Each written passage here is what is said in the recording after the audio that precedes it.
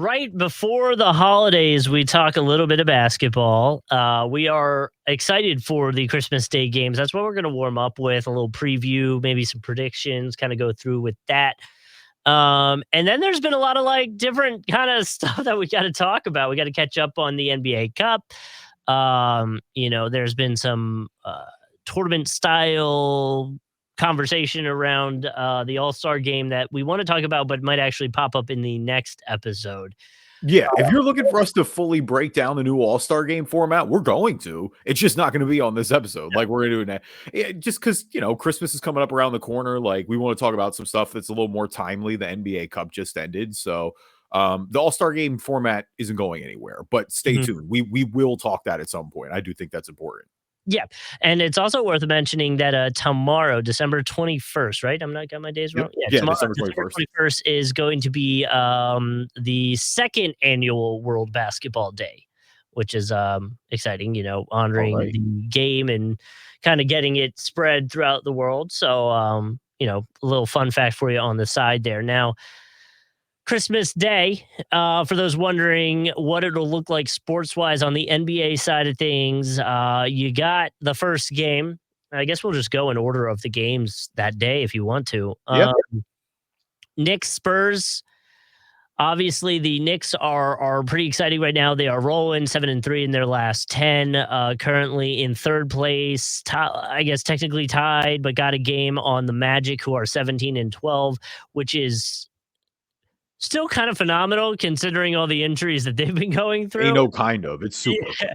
They're 5-5 in their last their last 10, just above the Bucks, who are 8-2 in their last 10. We'll talk about them after the initial opening break, obviously with the NBA Cup. So we'll get into Bucks a little bit, but back to Knicks Spurs. Spurs sitting 11th in the West. They are 14-13, which I feel like is a little misleading because of how crazy the West is. I mean, 14-13 in the West would actually be like sixth or seventh. They could be up to 5 with like 2 wins. That's the thing. It's not like they're far back on any of these either. Right. I mean, look, Wemby's coming off 42 the other night. So yeah, the experiment is becoming real. Yeah. So I mean, I think this one obviously is an exciting game. The Knicks with Karl-Anthony Towns making some news the other day. So I guess, is there anything else you think in terms of breakdown that's worth watching from the Knicks Spurs game? No, it's a fun matchup. I like this one starting. Like, it's kind of random in the sense that Spurs and the Knicks, like there's no real rivalry there. There's no but I mean, look, you got Chris Paul, you got Wemby featured on national stage. Like, the NBA is always going to default to a young superstar, and like Victor Wembanyama is a pretty good one if you're going to do that. The Knicks, new look Knicks, obviously, like you said, clicking kind of at the right time here. It feels like, again, we'll talk a little Karl-Anthony Towns later in the episode, who's balling, who's fallen, but I mean, the Knicks are always going to be on Christmas Day no matter what. But the good thing this year is that the Knicks are good and they're competitive, and so I'm excited to watch them. It's a fun matchup. Like, I have no qualms. I'm looking forward to watching it. And then we go to Cat's former team, who he just put a show on against. The Timberwolves will go up against the Mavericks. So a little Western showdown here. And in terms of standing, the Mavericks are 17-10. The Timberwolves are 14-12. Timberwolves do feel like they kind of hit a little bit of a roadblock, but maybe have worked themselves out of it a bit. They are 6-4 in their last 10. The vibes around the Timberwolves are definitely different than, I guess, the vibes around the Mavericks. At least just from a 100-degree view, a bird's eye view, if you will. Feels a little bit different, but I think you get Luka against Ant, and that's a fun Christmas Day to me. Yeah, it's full of star power. And I mean, it's good to see Luka back. Like, Luka's been dealing with injuries here the past few weeks. Dallas is kind of picking up. And I mean, part of that is a new infusion, right? Like, that's what bringing Klay Thompson in does a little bit, even though you're running it back. Like, you just made the finals last year. like there is a little bit of a new feel around it as well. But yeah, Dallas feels like they're rounding into form. Like you said, Minnesota's definitely playing better ball recently. And I mean, kind of in that Wemby mold is one of the young faces of the NBA, a real breakout star from last year. So, not a surprise that the NBA is looking to showcase that. I mean, these are two teams, again, both in the conference finals last year. These are two teams with expectations again this year. So, yeah, I mean, if anything, I'm just surprised that they have two. Like, I think the game should be flip-flopped almost here, where it's like, I'm surprised Dallas and Minnesota aren't playing at 5 and the Sixers in Boston aren't playing at 2:30, because it just feels like geographically that Yeah. would make a little more sense with their respective fanhoods. I mean, that game is starting at it's a 2:30 start. So, I mean, it's not too early, I guess, and That's they still are like 11. well, and they're central. They're not West Oh, Coast. I'm okay. not giving them the full 3 hours. Yeah. Like, it's a 1:30 start for them. That's not that crazy, but I mean, I don't know. Like, I get part of the, and that's have the historic rivalry on at 5 o'clock. But I get it, but it feels like they just could have flipped that, and they would have lost too many viewers there.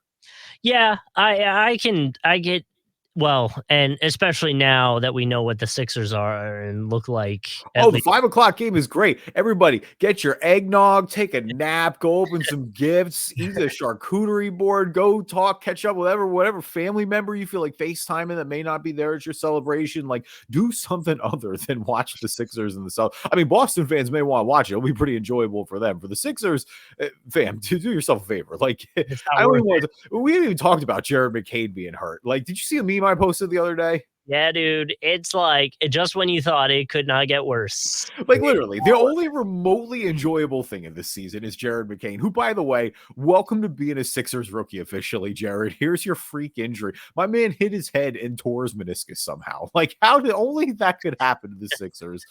I mean, that's on top of Embiid having another sinus fracture, which somebody, I forget who, and I really want to give them credit, so I apologize, but like, this injury's happened 19 times in league history, and Joel has 3 of them now. Like, That's wild. only the Sixers. It's just always something. Literally, it's always something. And I mean, that's one of the sort, because the East is so bad, like the Sixers unfortunately will be a story for the rest of the year, of where it's like, yo, can they play themselves back in? Because I mean, look, they can jump up the standings here pretty quick. It won't take that long of a win streak to kind of rise the ranks there. Like, I'm not suggesting they're about to, go chase Cleveland in the 1 seed or something like that, or Boston, but no, it's going to be brutal. I mean, look, I'm completely jaded, so I'm also probably the wrong person to talk to you about the Philadelphia 76ers right now. Like, I've done such a like, back in the day, for all these years of this podcast, I was so biased one way with the Sixers, and now I'm probably so biased the other way that, like, I can't enjoy the things they do well. I'm objectively probably a hater at this point of my own. I'm out of energy. I'm out of capacity to care anymore. I'm not trying to turn this into like a therapy session, but like, at some point you just got to kind of accept what it is. And it's Yeah. just, I'm worried about if Joel's going to ever play again at this point. Like, Joel to me is kind of in that Kawhi Leonard category. Just the bummer is that Kawhi has 2 championships and that Joel has none. Well, we are at the point where I'm seeing the Sixers Hornets game, and I'm like, all right, well, if we lose that, then maybe we can pop down to 13. And Well, and that's the insult to the injury, right? Is that yeah, like, this season is going to objectively probably stink for the Sixers, and we owe Oklahoma City their 1st-round pick. Of course, it's because of the Al Horford trade to get his contract off the book. So it's like a double middle finger there. The only way it's protected is if it's top 6 protected. So sure, right now the Sixers are 8-16. If everyone gets shut down for the year, like Joel and Paul George, who Paul George is playing again, by the way, 33 the other night, and it was genuinely his probably best game of the season. But yeah, I mean, it's like you got Charlotte and Toronto. The Wizards are quietly on pace for history, and not in a good way. The Pelicans of the Jazz, like, that's the thing, is it's like you could in theory get down to top 6, but if Paul George and Maxey are healthy, you shouldn't be. I Yeah. don't think they're going to fall that far. And so that kind of becomes the problem. And that's where it sucks, where it's like, cool, you're going to, in theory, you would have had a lottery pick coming in. So at least it's like, hey, a little bit of light at the end of the tunnel. But yeah, there's nothing to look forward to at the end of this. Like, it's brutal. And I'm not going to rewrite history here and go down that path and, you know, re-wax poetic on all the ridiculous things that have happened to the Sixers and all the things that have gone wrong and yada yada yada. But it's like, yeah, it's a brutal picture right now. There's no way around it. Yeah, so the Celtics most likely, I would say 95% Yeah, win. they're gonna win, probably. I mean, Watch the methinks they're Sixers gonna win win. that though. That'd be listen, what's the betting odds on that one? That might be worth it. I'm sure. Just Venmo me instead, bud. Do me a favor. So after you get your Sixer depression out of the way, you get to sit back and watch LeBron and Chef Curry go at it. The 8 p.m. game, Lakers Warriors. In terms of standings, the Warriors are sitting at 10, and the Lakers are sitting at 7. But it's worth mentioning that is like a one, not even, it's a half game. It doesn't matter. Like, we're talking about literally, right. The Lakers have one more win. They have the same amount of losses, but they both kind of generally been going in the wrong direction almost. Like, I mean, the Warriors making a move for our boy Dennis Schroeder, Immaculate Grid God, earlier. Worth mentioning, like coming back down to reality. Well, right. And Warriors end. well, and that's a little bit of what it is, right? Is it's like this Warriors core out of the gate, like all their role players were clicking really well. And I think you're right. They've come back to their mean there a little bit. Lakers fans, I've noticed some faction blame the coach. I don't know how that's possible. I don't think JJ's really done a bad job this year. It's just, yeah, that roster kind of is what it is at this point. Like, and the other one, I mean, look, like, I hate saying this, you know, I'm one of the biggest LeBron fans in the world, but like, it might finally, like, Father Time may finally be here. It does look like it's catching up a little bit. He's just not as crisp offensively as he is, and you're used to seeing. And yeah, it's been, I mean, their point differential is negative. Like, it's not really, again, they're 15 and 12. They're not playing bad, but it just doesn't feel like when you watch them, they're anywhere near contention. And I mean, that's the same thing for Golden State. Like, I'm not just saying that for the Lakers. Like, that's both of these teams. And it's just kind of, you know, you're always going to go for it with your respective stars, right? With LeBron and Curry, like, you always want to, you know, try to cash in on these windows now, but I just don't really know if these windows are open anymore. Well, it's worth mentioning in terms of the percentages for LeBron. He is under 50% field goal percentage. He's at 48%. 3-point is down to 36. For reference, last year he was at 41%. Though years before, 36 was kind of more the average in terms of 3-point percentage. You know, obviously playing a lot of minutes, which we will reference in Ballin and Fallin a little bit.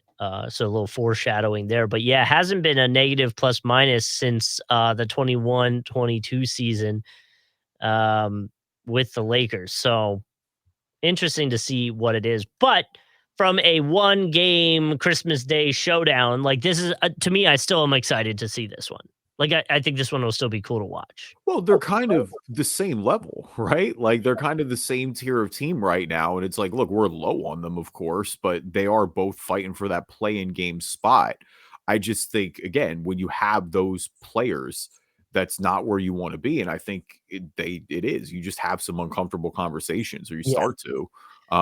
You know, I know we talked a little bit off mic before this about the Jimmy Butler rumors, and I know they're starting to be a few, I won't even call them rumors, like, there's starting to be a few LeBron rumors out there, but I don't know. I'm not quite there yet. I don't see either of these teams. I mean, the Warriors definitely are not trading Steph, but like, I'm not there with the LeBron rumors yet either. But, you know, either way, like we said, it's been a few seasons of this now. Like, you can't just, you know, you got to face facts at some point, right?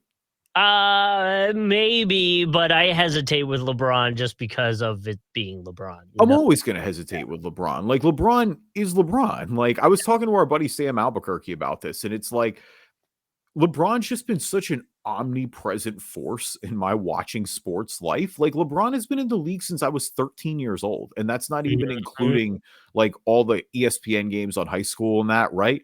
I'm 34 now. Like, he's still here. We're still talking about this guy. It is. It's really going to be the day he retires is really gonna be weird for me, for sure. Yeah, oh, yeah, I think a lot of people our age will feel the same way because Yeah. it's such a just he's always been there. Alright, so then our last game, which I will be thoroughly asleep for because 10:30 PM is Dad life big time. crazy, dude.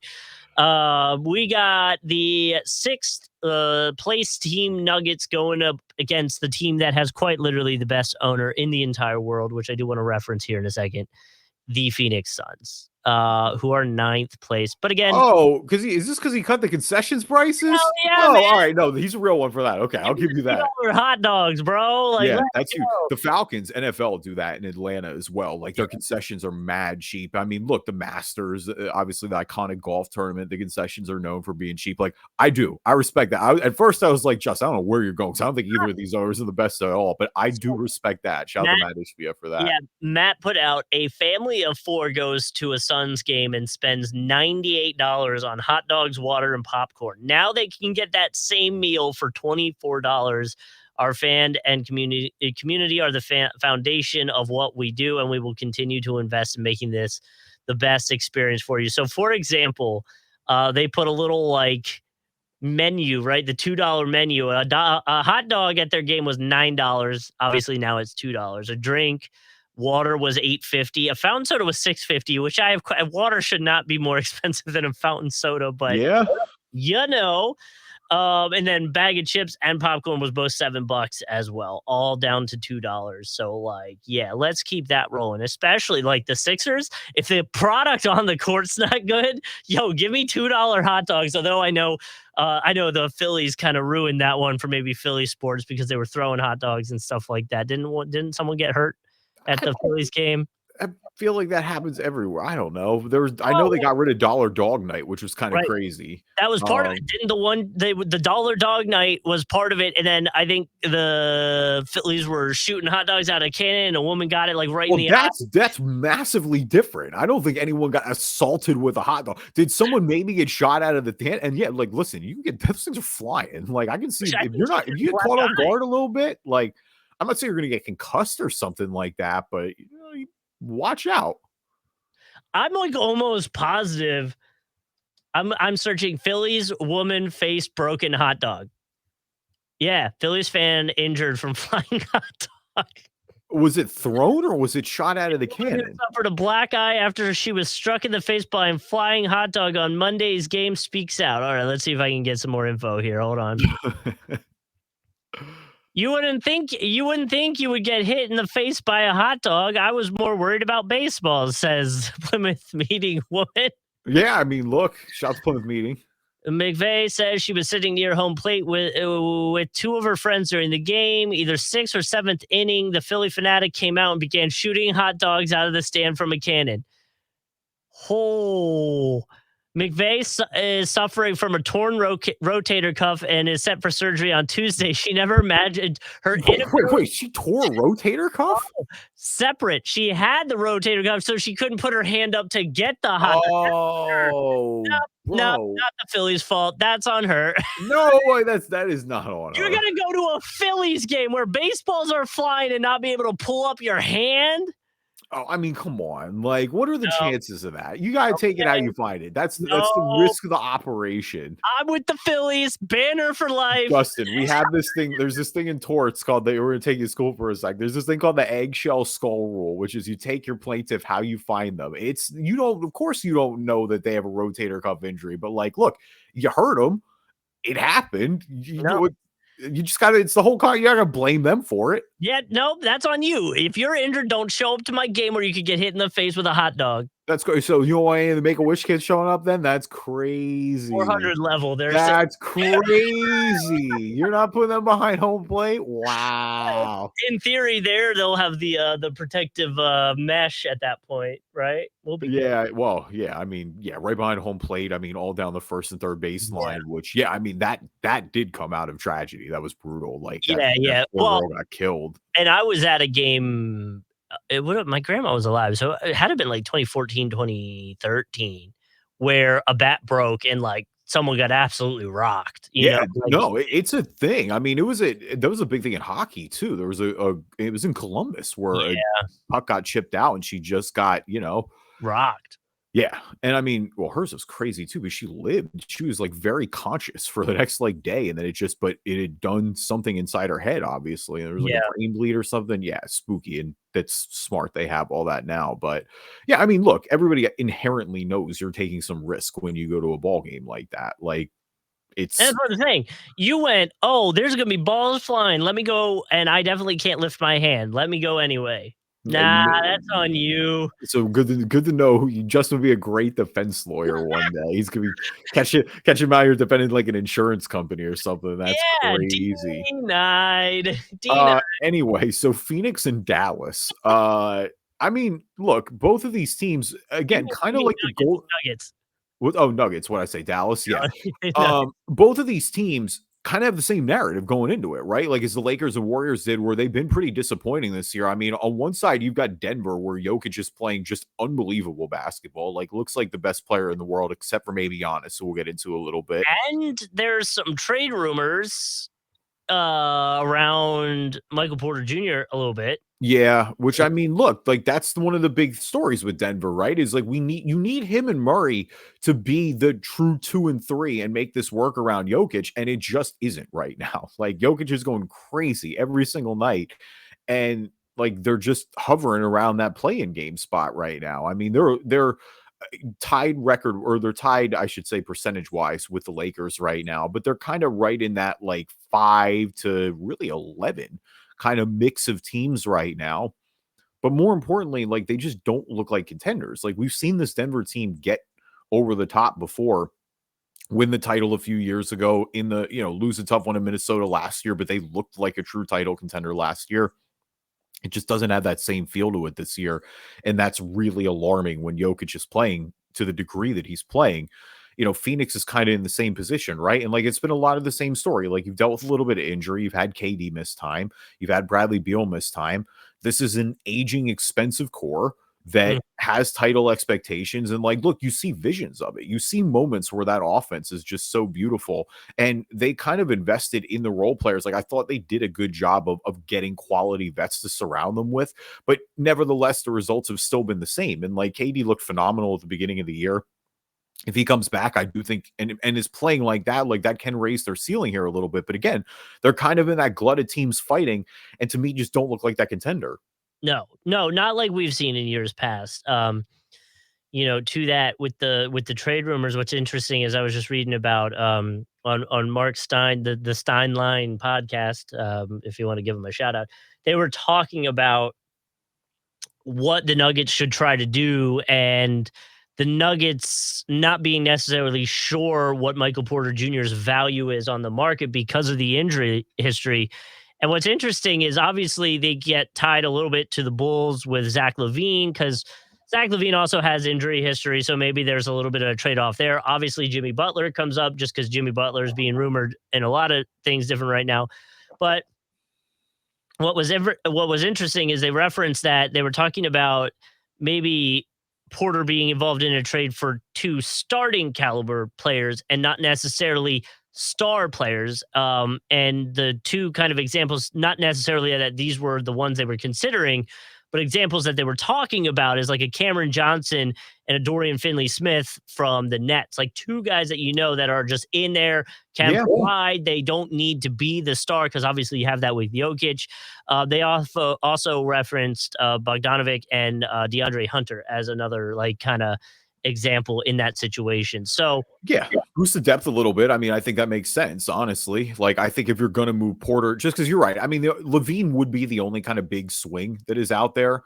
I guess Brandon Ingram too, but now obviously he's up in the air with injury, and we just don't know if the Pelicans are going to move on. But there is inherent risk with Levine, but he's been healthy and playing well so far.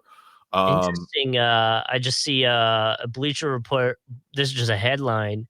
They kind of reference there might be an angle with the Trailblazers. DeAndre Ayton and Robert Williams could be a potential trade partner. That would be an interesting one. For the Nuggets? Yeah. Why are the That'd be Nuggets only bigs? Well, that's what I mean. Are you 3-teaming it with somebody and then you're trying to ship them out? Because I mean, there's no well, reason why Rob but could Williams, you maybe if you want a backup, but like you're gonna bring Ayton and Rob Williams into Denver. That makes no sense. nah, put them all 3 down there. Yeah. Big, like, Uh-huh. freaking yeah, come on. Like, no, but I wonder if there's a way,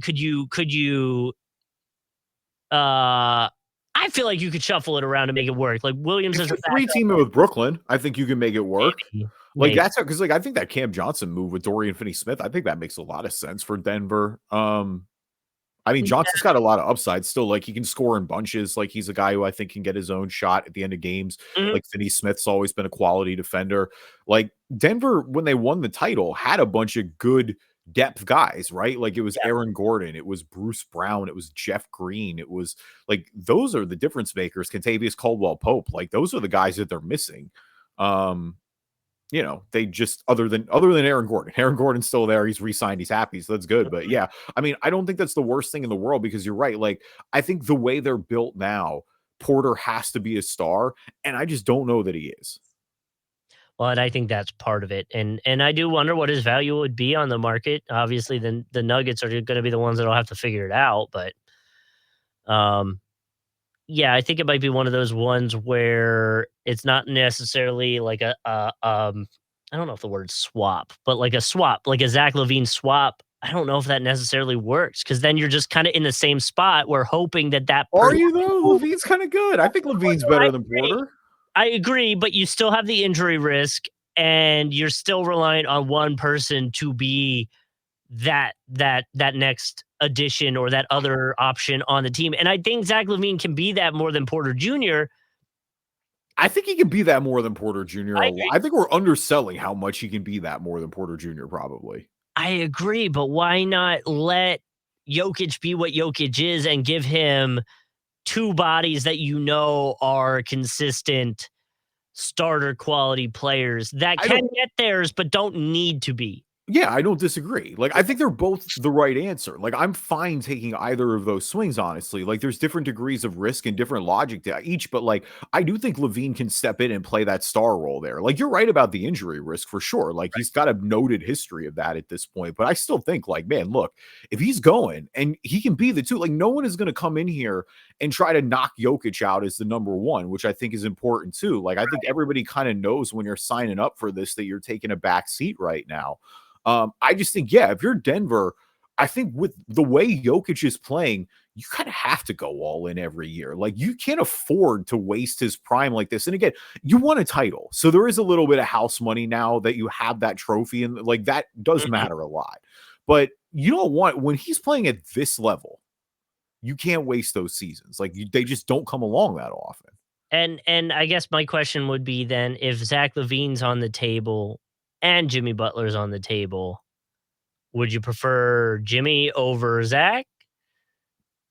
Again, I again, think still I like yeah, it's gotta, Jimmy, man. Like it's Jimmy. And I think Jimmy is way older at this point and he has just as much injury risk, but like I'm going to take a motivated Jimmy Butler, especially who doesn't again, he doesn't have to be the number 1. Like in Miami, he has to be the number 1. In Denver, he clearly would have a massive offensive load taken off him. Like he would just have to close games basically. But he also has Jamal Murray for that. Even with Murray kind of down a tiny bit this year, but yeah, yeah. either way, I would be intrigued in anything, but I do think Denver is getting to a point where it's like, yeah, no, you might shake it up. Mhm, mhm. I think them more than really many of the other teams would definitely be in that list of like, it's there. You just maybe need a body or two to get it there. And with how tight it is right now, you kind of need to make a move sooner than later, or things might get away from you. You know, Yeah, you just want to be like, again, they it don't look is. like they can hang with like this season in the West. It's been OKC, it's been Memphis, it's been Houston, honestly, and it's still Dallas a little bit. I think you got to give them that credit. Like those, they just don't look to the caliber of those four right now. And at that point, again, when Jokic It's is playing it like that, I think you look at making moves. Like maybe you shake it and up. You don't want to get yourself in the position that kind of Lakers and Warriors are in, right? Like where you just kind of are in denial you almost let it. and just You waited too long, and you might have missed your ability to do yeah. something. Though it is worth mentioning. It is. impressive and terrifying that the Thunder are looking the way they are, and Chet is not playing Well, yeah. I mean, it's that's a big part of it. So OKC is the best team in the West. Like, I feel like we said that going into the season. Like, others will test them for sure, but like, I look at OKC as a complete squad. Like, I think they've got to, you still got to give Boston their credit. I wouldn't be surprised if Boston ran it back, but like I've been saying since the beginning of the season, like if OKC goes home with a title this year, I wouldn't be surprised. no, I completely agree, and they look, yeah, they look like they look legit. Like They look good. that's just the way to put it. And they look legit, and they still can get healthier, if that makes sense. And Yeah, then they don't have one of their two best players right now. right, so that's crazy. Yeah. Half hour in. Welcome everybody to the Driving Dish NBA podcast. My name is Kevin Rafuse. Joining me as always, my co-host Justin Cousart. 40 Northeast 40th Street, Miami, Florida 33137. So somebody get hacked, or somebody saying pull up and fight him? I don't think he's trying to fight. The video that accompanies this is this person looking at like shirts. Oh, I don't know. Is it Bam? No, it is our very own Jimmy Butler who is being rumored. I'm trying to see the restaurant. Like, so his video makes it look like it's a retail store. Uh-huh. But I'm trying to see if I can figure out which one it is specifically, because the address is a few different. There's a bookstore next to it, but I can't see what it is specifically. So, oh, there it is. Oh, it's a coffee place. That makes sense. Is it Jimmy's? Probably. Big face? Yeah, Big Face Coffee Co. is Jimmy's. Yeah, so there you go. And he's got merch. That's what he's looking at. Okay. Yeah, I mean, Shout out Jimmy. listen, we know about all that, and I mean, I don't think he's going to stop like being even if Jimmy gets traded, he's still going to be a pretty beloved figure in Miami. I don't think that's changing anytime soon, as he deserves to be. Yeah, and obviously you got that going on. So yeah, leave us a review on iTunes, good or bad. I'll read them on the podcast. If you're not an Apple user, Google Play Store, Spreaker, Spotify, TuneIn, Amazon Music, anywhere you find a podcast, you can find us. And follow us on YouTube. You can follow us, Drive and Dish NBA on YouTube, watch video version of the podcast, and subscribe. You'll get notifications when the new episode comes out. Now, a word from our sponsors. So let's talk about the NBA Cup and the champs of the NBA Cup, the Milwaukee Bucks, who have had quite literally what feels like 180 start to the season. It was real bad. And now it doesn't seem to be that bad. They made 17 3-point. Some pronounce them cooked. I don't know who they would be and who would ever do such a thing, but we got to keep an eye out for them. Yeah, man. Well, the Emirates Cup really shows that they're ready to roll. You know, they were 2-8 to start the season.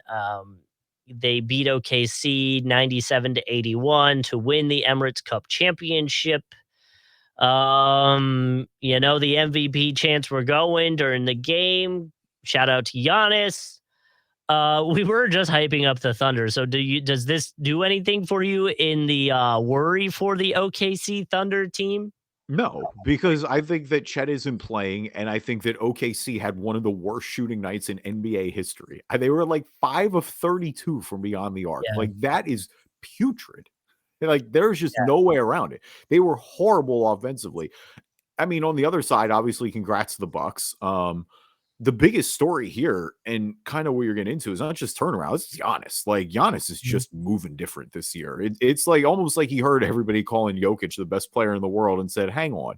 I know that we've had a little bit of a rough time in the playoffs recently these last few years, but like, don't forget about who I am. I mean, on the season, he's at 32.7 points right now, 11.5 rebounds and 6 assists, like just casual out here. And I mean, look, he dominated this tournament. He dominated that final. And I mean, the other story, of course, is Dame Lillard, right? Like, Dame Lillard still without a finals, but, finally gets to lift up a trophy there. He was huge in the elimination game, shot the ball really well. And I think this is a partnership where, we talked about this a little bit in the preview, but it's like, it necessarily hasn't reaped the rewards that you thought it might so far. And look, they have a long way to go for me to be like, oh, they're finals contenders. They're, maybe better than Boston right now. And I think they're going to have an interesting question because they kind of looked better without Chris Middleton. Like Chris Middleton came back in the semifinal game against Atlanta, and and again, maybe you got to ease him in a little bit more. So we'll give him a little bit of grace, but like they looked way more in flow when it was just Giannis and Dame. And I think that'll be an interesting theme to watch going forward for the season. But I mean, no, if you're the Bucks, like again, like you're right. I think it solidifies the turnaround they've had at the start of the season. I think for Giannis, this kind of puts him back on everybody's radar. I think it's a cool moment for Dame. They obviously are all a little bit richer with the cash prize. And like, look, we we'll let history determine how much what the NBA Cup is worth. But Yeah, yeah, for the Bucks, who I think again the narrative hasn't always been the best here these past few years. Like I think this kind of gets it back on track a little bit. And yeah. considering too that they won a finals a few years ago, like they're still not that far removed from winning a title. Yeah, I agree. I don't think they're far off from it. Their upcoming schedule is pretty chill, to say the least, which is nice. You referenced Chris Middleton a little bit. They obviously are happy to have him back, and he'll be off that minutes restriction. They were saying kind of before New Year's Day they might pull that off. So yeah, I mean, get another guy that at least can score and help Giannis and Dame get those points. And yeah, I mean, it's just a quick turnaround from them, in a season that we thought was gonna be absolutely horrendous. They have really recovered, and yeah, and kinda, put a cap on it by winning the Emirates Cup, and we'll see what the rest of the season holds for 'em. So where are you at now with the NBA Cup at this point in terms of like now we're 2 years of this. I think the final, without saying last year with the Lakers and Pacers was a much better game. I mean, the Bucks just destroyed the Thunder in Yeah. this game largely. I mean, the final was 97-81. It never really felt close after like the second quarter. Where do we think this stands as a tournament? What do we think maybe could be improved upon going forward? Yeah, I guess how much are you enjoying this? Uh, I don't know. It felt like to me the court colors stuff felt a little gimmicky. So that part, like literally even on social media kind of became a joke. So like, I don't know. There's still something about it that feels like it's missing. I Mhm. don't know what it is cuz like I still think you see a higher level of competition from it, but did it in terms of like my viewership change how I felt about anything? No, I just viewed it like it was a normal game, you know? Yeah, so I've got a few things that I think could make this better. Because Okay. I think, again, I am still a believer in the NBA Cup. I really like it as a concept. I like that the NBA is doing this, and I think it's going to gain legitimacy eventually. But Sure. there's a few things I think they can do to make it better. Number one, I think they got to start it later. I think group play starts way too early in the season, and then they have it scattered all over these Tuesdays and Fridays. And so you just like, you don't really know what game is important and what isn't. Like it's hard to figure out what the stakes are, which kind of goes into my second point is that group play is just way too confusing. Like you have coaches basically explaining this and how this works with everybody and they just it doesn't really seem like anyone like no one understands the point differential. No one understands like what it means matchup wise with this person. And it just feels like there's a way to simplify it, which would in turn kind of up the intensity a little bit. Cause I think the intensity is there for the knockout rounds. Like I don't think there's been Mhm. any issue with that once they get going into one, you know, into do or die. But I think for sure they could do that a little bit. Like, I think they need to push this thing to maybe like 3 or 4 weeks in the season. Like, I think you need to let teams gel a little bit. I think then you can get it going to almost a little before the All-Star game, kind of, or maybe you cap it around Christmas. Like, maybe you do something like that, cap it on MLK Day. It just doesn't feel like it should be so early. I'm fine with the conferences the way they are right now. Like, I don't want teams flying all the way across the Right. country, like shake the divisions up like that. I do think that I mean, I don't know if there's a way to necessarily shape the divisions. Like, I think they're fine the way they are right now. If they want to randomize them in the Eastern Conference and Western Conference every year, like I think that could be fun. Um, yeah, that's just my biggest thing right now. Is I just feel like they need to let it breathe a little bit. Um, but because once it got into the knockout rounds, it was fine. It is because it's so early. It's just like you almost forgot it was on. Like, especially with the semifinal games too. Like the semifinal games, I legitimately almost forgot about for a second when they were happening. Like I tuned into the final, but I don't know. It's just, the stakes aren't quite there yet. They get there eventually, but I think they just can tweak a few things and really like round this out. Yeah, like give us I don't know what it would be, but I kind of agree with you. Like it feels like the season starts and we're immediately into NBA Cup. And I get they do have like a weird situation where they got to try to work around the holidays or try to get it in before the holidays or after the holidays, but before the All-Star game, like there is a little weird spacing issue um for them. But yeah, I'm with you. I think it might be a little too early on in the season. And maybe like a specific way to define those games a little bit more would help. Yeah. I mean, again, just the over 2 days. If the players are confused, I think that the general fan is going to be confused, and that's Yeah. not made for an ideal viewing experience. But either way, we'll see how it goes next year. Again, congrats to the Bucks again. OKC, you don't take a ton away from it. Like OKC looks like the real deal. Chet is hurt. They have bigger expectations anyway, and we'll see what happens. They're obviously though good experience for them as well.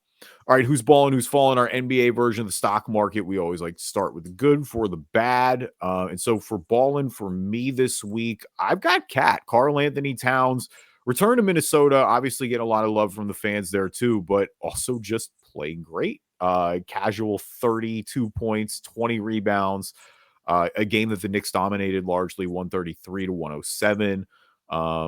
I mean, look, like you can't really get a much better return than that. Like the crowd loves you, and you just absolutely light up the team that kind of surprisingly traded you over the summer.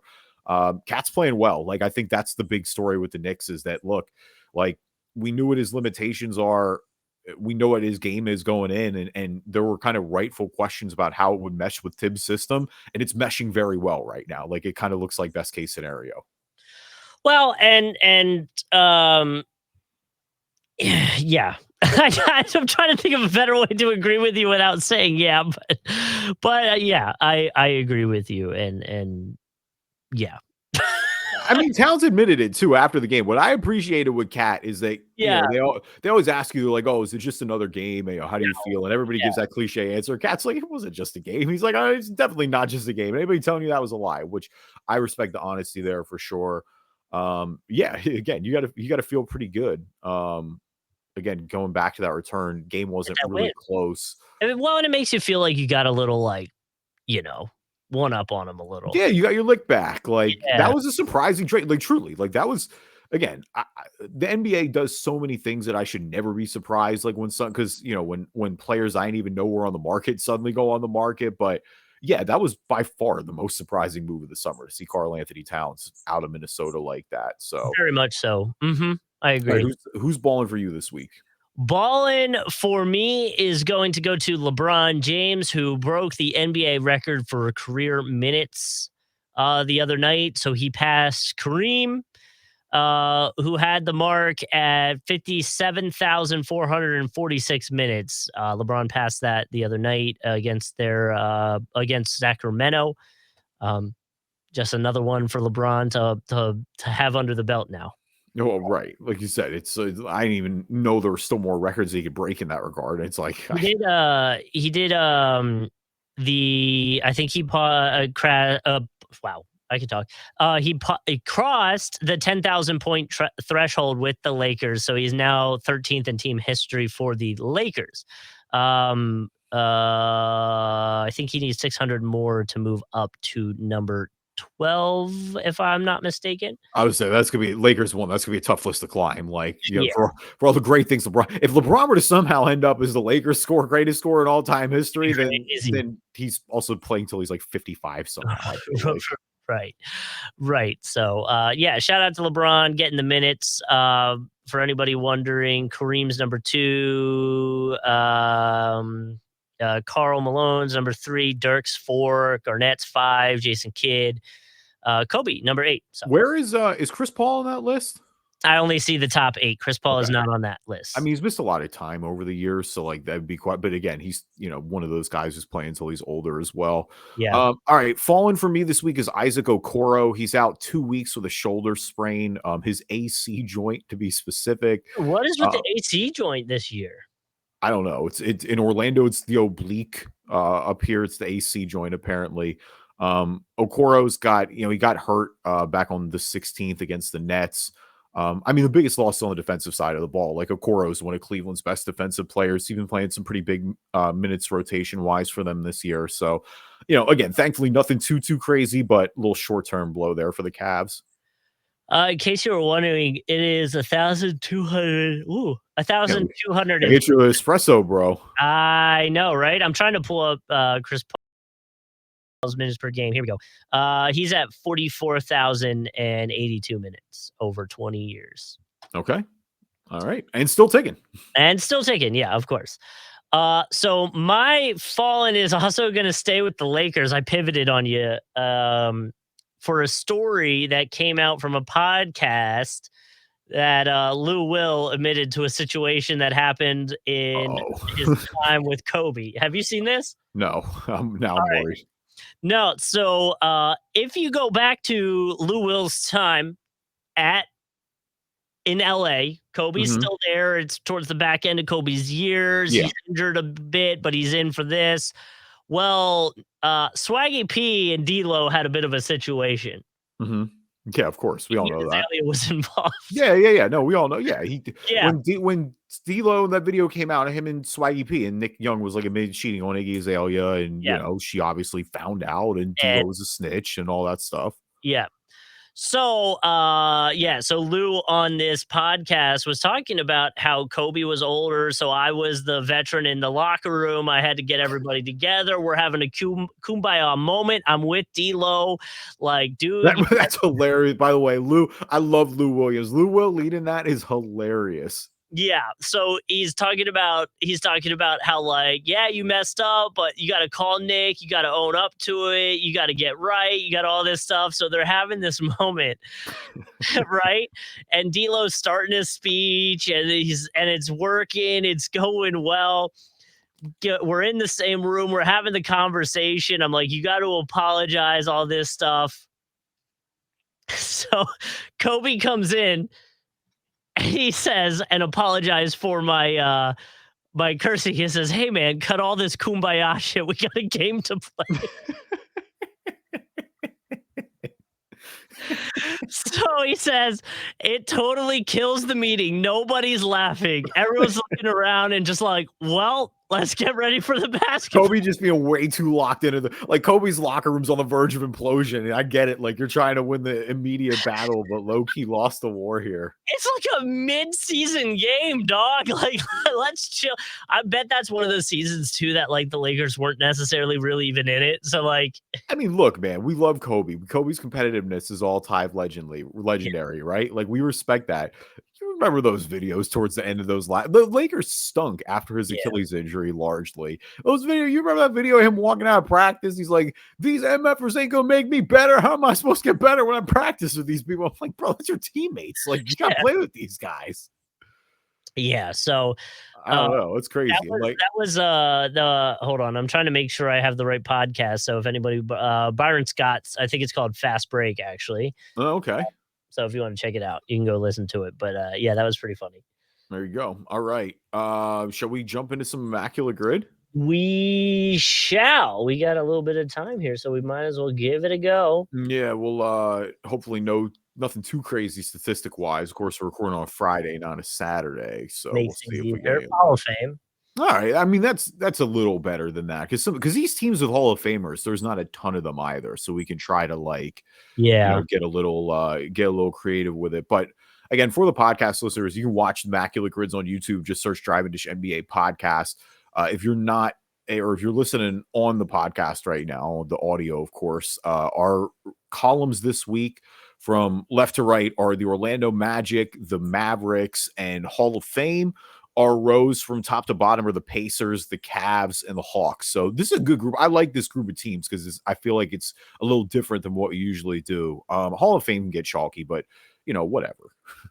Um, so Oladipo works for Pacers and Magic, He which will does. probably be real chalky and more than likely the most common answer. He works for Pacers and Hawks too, low key. Pacers Hawks isn't a connection for us. Oh yeah, you're right. I mean, or Magic Hawks, I should say. Oh, Magic Hawks. Yeah, yeah. That would be I would be willing to do that because that'll be lesser. Yeah, we'll see. I feel like I want to think about that one a little more. I Okay. feel like we can. I don't want to jump off the gun too much with that because I do think Oladipo will be high. Does Dwight Um, Howard work for I don't think he does. no, he does. Dwight works for Orlando and Atlanta. Oh, Atlanta. He was on Yeah, Atlanta. he was on Atlanta for one of those 1 year stints. Obviously, Mhm. Orlando is self explanatory there. Yeah. There's a few with Magic and Pacers. Oh, for random, but I just because I thought of it. Actually works in a few places here. Vince Carter works for Hawks, Magic, and Hawks, no, Mavs, and Hawks Hall of Fame. Actually, he works for all of them. He actually may not be a bad one. I know he just got in, but he may not be a bad one for Hawks Hall of Fame. Hawks Hall of Fame, the obvious ones are Dominique Wilkins. Like I think that goes without saying. The other one too is Bob Pettit. Bob Pettit back in the day is a Hawks legend, won the title with them where the year where they beat the the prime of the Celtic squad in like 57, I think it was. Yeah. Beyond that, like I mean Mutombo works as a Hall of Famer for Atlanta.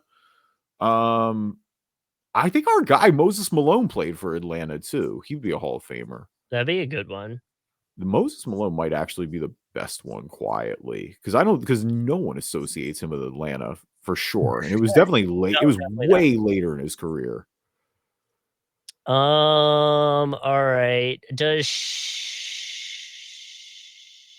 Shaq work? Yes, he works for Cleveland Hall of Fame, and he works for Cleveland and Cleveland Hall of Fame Orlando. would be hilarious for Shaq. I mean, here's the thing with Cleveland, like there aren't many Cavs Hall of Famers, honestly, and they're not people that you would associate. I mean, obviously LeBron will be there eventually, so that will be the ultimate one. But like, who else are you really associate? Who else the Cavs made the Hall of Fame, but you don't associate with them? Like Dwayne Wade's in the Hall of Fame, obviously with Miami.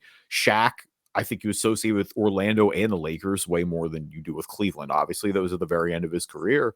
Um, I mean, who else is there's one more I was just thinking of who was a role. Oh, dude, Ben Wallace. Ben I was just Wallace. about to say, did Ben Wallace play Yeah, for Ben Wallace got drafted in Cleveland, or Yeah. not drafted, like he got signed by Cleveland early in his career. So he was undrafted. Funny. That's crazy.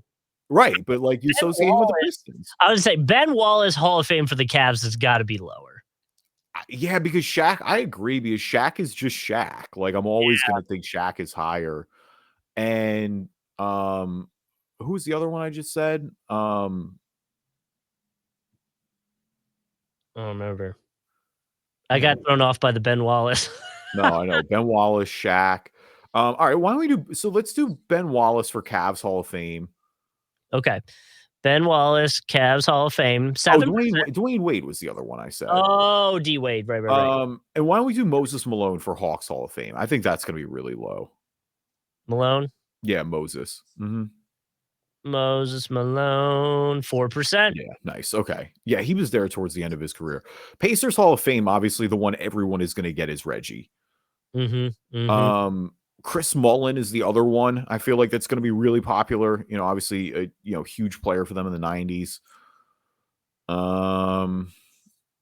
Man, I'm trying to think of like late stage guys that would sneak in there. Guys who play with Reggie who might too. That's the problem with Hall of Fame for me. It goes too far back. Well, the Pacers are not a new franchise, but like in the grand scheme of They things, are newer, yeah. yeah, like none of their guys like from those conference finals runs are in the Hall of Fame right now. I mean, Paul George might be one day, but he's not right now. Yeah, Hmm. sheesh, dude, that's tough. I'm not gonna lie. I'm trying to like think of who's on those Chris Mullin teams. Oh, you know who would work for, Orlando Cavs? Who? Mike Miller. Yeah, Mike Miller would work. He's Yeah, always Mike. my go-to. That would probably be a little I low. think it'd be lower. Yeah, he's not like super Cavs oriented, like No. associated with. I think. You wanna go Mike here? Yeah, I'm cool on Mike Miller there. Mike Miller, 4%, okay. Do we have a Dennis Schroeder connection? I feel like He's played everywhere now at this point, like quietly, maybe. I mean, Hawks. he didn't play for Orlando. He played for the Yeah, Hawks. but I don't think he Don't ever think he did the Mavs. I don't think he did either. Ooh, Rondo works, Hawks and Mavs. Yep. That'd be a funny, probably lower than we would be thinking connection. I lean that way too. I just always feel like Rondo is like quietly popular. Like you're right. It wouldn't be because like neither of those teams. I mean, Dallas. I say all the time. Like they probably want to forget their tenure with Rondo. Yeah, that's what I mean, yeah. Yeah, we can do Rondo there. That's fine. Oh, he just RO, oh, OH.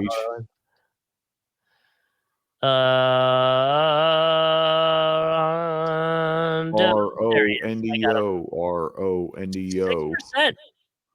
Okay, yeah, that was actually lower than I expected. I just assume Rondo was going to be higher for some reason. Yeah. All right. So we got Pacers, Cavs.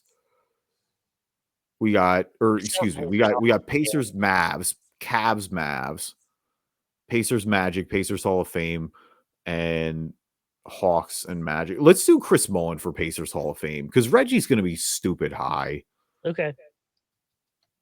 Yeah, and Mullin was on the Pacers towards the end of his career. Like the Warriors are the team people are going to associate him with, right at the top. I know. I was just making sure. Yeah, you know how it goes. Yeah, 8%. Okay, yeah, Pacers Hall of Fame. I'm interested to see genuinely. Like I think that one's a lot. That was probably the hardest of the 3 Hall of Famers. I think. Did Turkoglu ever end up on Pacers and or Hawks? I'm trying, man. I don't think so, but if he did, it would be the Hawks. I think he was on the Mavericks at one point, but obviously we don't have that connection. Yeah, I mean Magic, the Raptors, the Jimmer Kings Fredette, early. JJ Oh Barea. my God, Jimmer. Yeah, who did Jimmer play for? Shoot, Jimmer played for. Jimmer Fredette was on the Mavs, and I feel like the Cavs.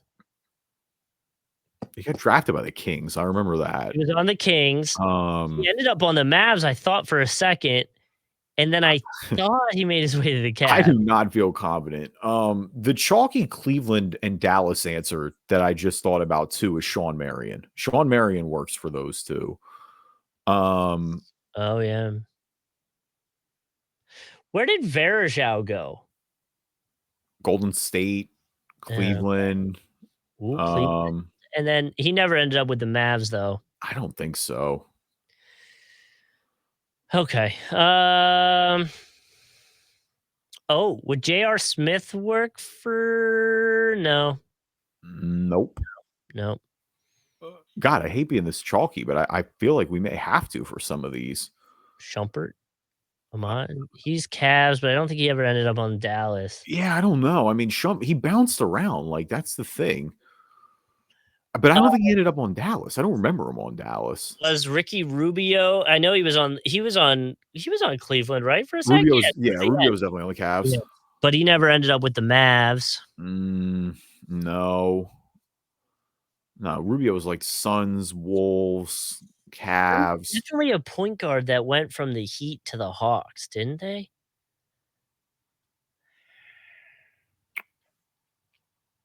I mean, yes, I feel like there is. I'm just trying to think of who. It's killing me that we don't have an Elfrid Payton connection. Though. No, I know. There's so many.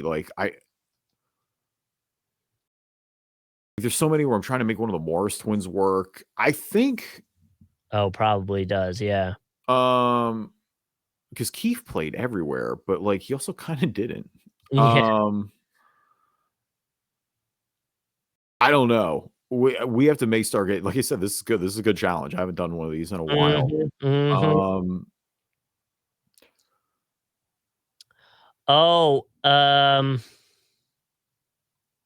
He's always my go-to. for random Orlando, and I think he was on the Hawks. Zaza Pachulia. Oh yeah, Zaza works. I'd be cool going Zaza. Zaza works down here. We could hit Um, Zaza on that. yeah, we could do that. I'm cool with Zaza being down there. Zaza Pachulia. Yeah, Damn. 0.5%. Yeah. Nice. Hell yeah. All right, so we need Mavs Pacers, Mavs Cavs, and Magic Pacers. Magic and Pacers, the obvious one is Oladipo. Yeah. I think the Magic drafted Sabonis, but Sabonis never played there. I don't think he did. Yeah. Terrence Ross. He never played for Indy. Yeah. I'm trying to think of their guys there. None of their guys there now played for Indy. Okay.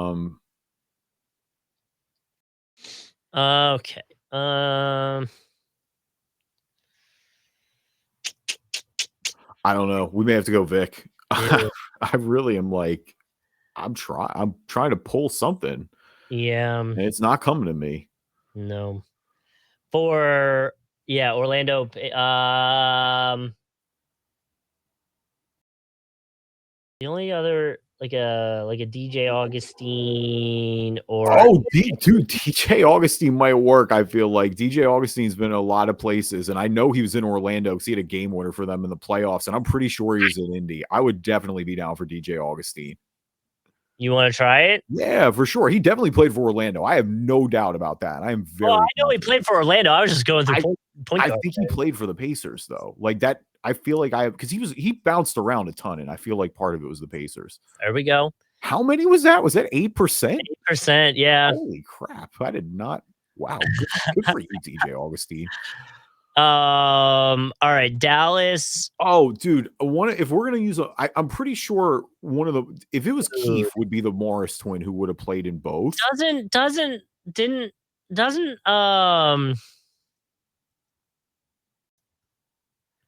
I think Darren Collison works for Mavs Pacers. That sounds right, actually. Yeah, because I mean, I know he played for the Pacers. He played for the Pacers for a while. Yeah. And then he did a I little do feel like he played for the Mavs as well. You want to try Darren Collison? I'm cool with Darren Collison there because that'll be low. COL. Okay, yeah. Yeah. Yeah, 4%. 4%. That being lower than DJ Augustine is really surprising to me. All right, dude. We got Cavs and Mavs, and like we said, Sean Marion's the chalky one. I'm trying to think who else was on. Like, Kyrie's the chalky one. Kyrie's the obvious one. Kyrie's there now.